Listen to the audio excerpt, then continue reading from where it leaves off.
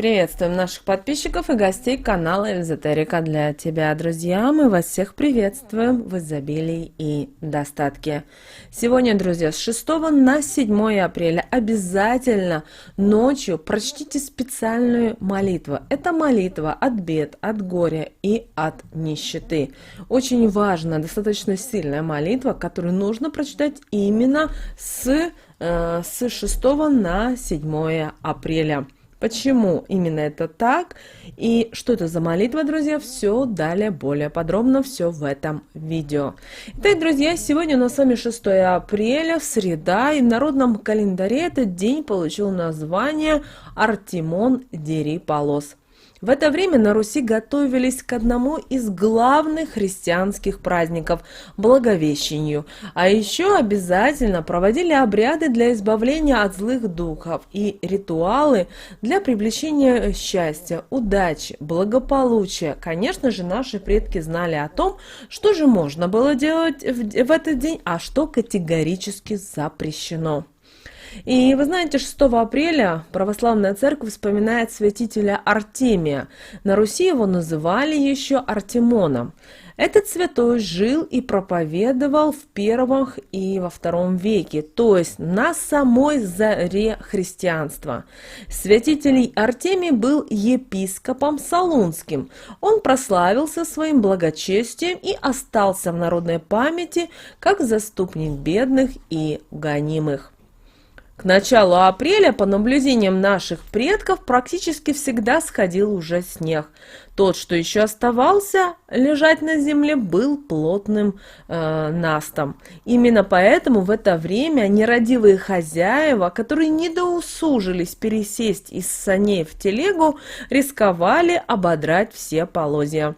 И даже на Руси этот день прозвали как «Дери полозом». Для наших предков Артемонов день был временем накануне большого праздника Благовещения. Считалось, что в это время высшие силы слышат просьбы и пожелания людей, чтобы помочь им справиться с бедами, с проблемами, с несчастьями. Что же полагалось сделать в этот день 6 апреля? В полдень всей семье нужно было выйти во двор и трижды обойти с молитвами вокруг избы. И этот обряд совершался для того, чтобы защитить дом от злых духов. Сразу после разжигали во дворе костер. Делали, как правило, это недалеко от калитки, для того, чтобы нечистая сила и лихой человек не вторглись в дом и не принесли с собой беду. А затем молча стояли и смотрели, как догорает пламя. Уходить, не дождавшись, считалось плохой приметой, так как обряд мог просто не сработать. Также в этот день нужно было завершить все неотложные дела и работу по дому, потому что в 7 апреля в само Благовещение запрещалось работать. Также отправлялись в церковь на вечернюю службу, попутно разведя на дороге огонь, потому что таким образом раньше указывали путникам дорогу к церкви. В церковь взять с собой нужно было семена для посадки и осветить их. Дело в том, что именно этот ритуал, считали на Руси, гарантировал хороший урожай, а значит и сытую жизнь. Девушкам стоило отстоять на службе всю ночь. Это гарантировало то, что в дальнейшем девушка выйдет замуж за хорошего человека. Конечно же, в этот день существовали и определенные запреты, и они были связаны с тем, что накануне большого церковного праздника злые духи и нечистая сила пытаются сбить людей с истинного пути. Что же категорически нельзя было делать 6 апреля? Сквернословить и браниться, употреблять в пищу мясо, развешивать сушиться белье на улице, так как считали, что ведьма могла на нем ворожить. Конечно же, не забывали 6 апреля и о погодных приметах.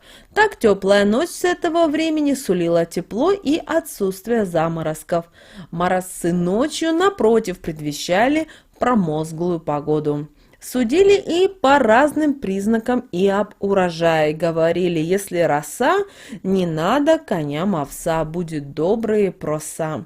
Будет дождь, то значит скоту легкий год. А вот если пойдет снег, то гречка уродится, а коль ударит мороз, вырастут и проса, и овес.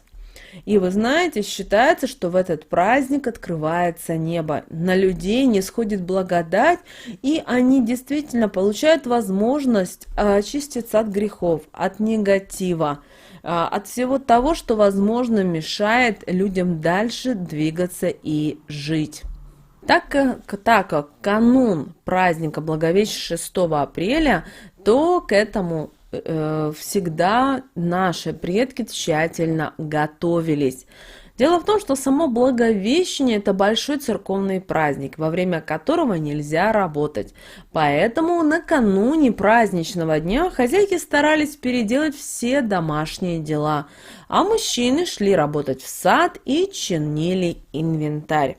Женщины же производили уборку, стирали, а вымытые лавки натирали можжевельником, который являлся отличным природным антисептиком и, согласно народным поверьям, защищал дом от всего злого. Также в этот день крестьяне очищали дома и дворы от нечистой силы. И за дворами жгли костры, и в костры бросали старую соломенную набивку матрасов и поломанные деревянные предметы быта. Верили, что, сжигая старые, отслужившие вещи, таким образом можно избавиться от многих проблем. Поэтому именно сегодня, 6 апреля, вы также можете это сделать. Найдите те вещи, которые вам несут определенные не очень хорошие эмоции и негатив, и надо их будет сжечь. Также наши пращуры считали, что бесы боятся даже сегодня упоминания имени Захария и в ужасе бегут от места, где чтут его память. Конечно же, в понимании древних славян бесы – это были злые духи, это воины, шпионы и слуги дьявола. Они могут быть невидимыми или принимать любой облик. Например, могут быть уродливые, фантастические какие-то чудища или животные. Это могут быть тот же медведь, лев, жаба, волк, черная собака или кошка. Также днем сегодня люди ходили в храм, освещали семена огородных культур, чтобы после посадки растения лучше росли и дальше дали хороший урожай.